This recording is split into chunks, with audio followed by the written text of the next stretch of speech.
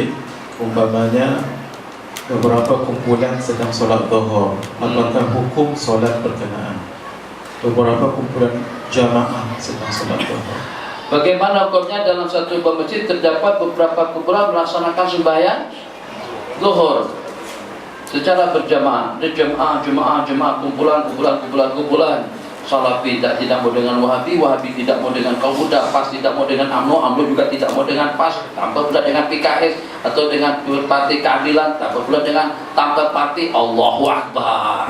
Jadi di masjid itu ada 5 kumpulan, hijau, biru, kuning, tambah Salafi dengan Wahabi, tambah pula dengan kaum tua pun juga buat imam sendiri, terpecah kepada 6 kumpulan. Bagaimana hukumnya? Tutup masjid itu.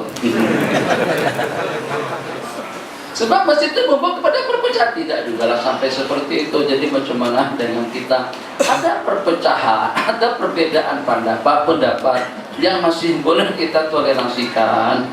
Ada perbedaan pendapat yang memang dengan kita tidak boleh sama. Ada yang menyentuh tentang akidah, wajar-wajar saja kalau kita tidak berjamaah karena dengan akidah yang berbeda. Tapi kalau terhadap masalah far'iyah saja itu kita ketepikan, sebab masih banyak lagi kesamaan antara satu dengan yang lain. Jangan sampai perbedaan antara satu sama yang lain.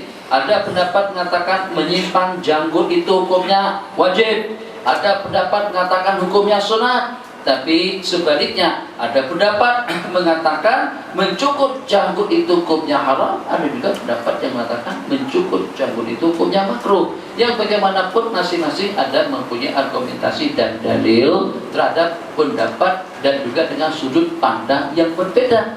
Jadi siapapun yang jadi imam, baik yang janggutan atau juga yang tidak ada janggut, jangan rasa sensitif untuk kita mengikutnya. Apalagi kalau dengan kita sudah di masjid itu.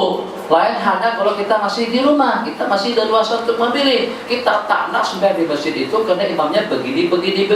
Tapi masih belum sampai pada tahap membatalkan sembahyang. Oke, kalau kita masih di rumah kita boleh memilih surau sana ke surau sini kah. Tapi kalau pada waktu kita sudah sampai ke surau hakim, permasalahannya hanya sekat masalah khilafiyah tentang mana yang lebih afdal saja, memang tidak sepatutnya dengan kita berasing-asingan dalam berjamaah. Kecuali dalam satu keadaan kita datang ternyata imam sudah di rakaat yang ketiga atau di rakaat yang keempat. Jadi kata ulama, afdalnya kalau kita pasti akan ada jamaah kedua, afdalnya kita tunggu jamaah kedua sampai imam tadi itu salam, baru kita kamar untuk kita melaksanakan sembahyang jamaah yang kedua. Jadi kalau memang juga mau berasing, tunggu selesai jamaah yang sedang berlangsung, baru kita buat jamaah baru. Habis insyaallah. Ya, silakan.